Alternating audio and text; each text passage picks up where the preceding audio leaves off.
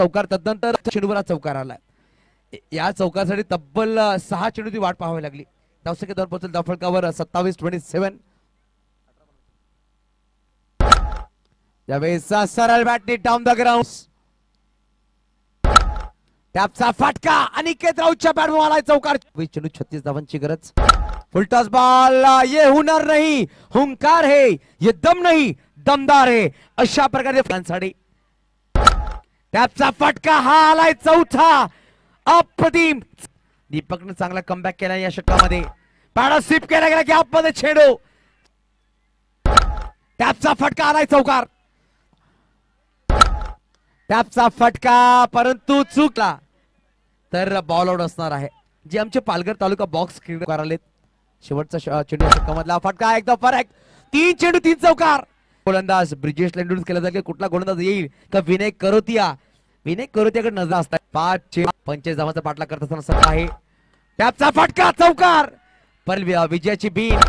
टॅपचा फटका विजय झालाय संगम अल्लाळी। 20 चेंडू आणि 42 धावांची अप्रतिम खेळी अनिकेत राऊतसाठी। ता झाला पाहिजे अप्रतिम बॅटिंग अनिकेत राऊतने केली आहे।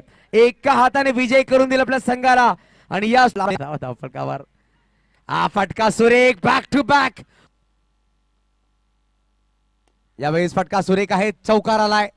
बनवायचे 48, येणारे चेंडू असतील 19 चेंडू 48 धावांची गरज। ये दोनों सलामी बल्लेबाज मैदान के अंदर पहुंच चुके हैं,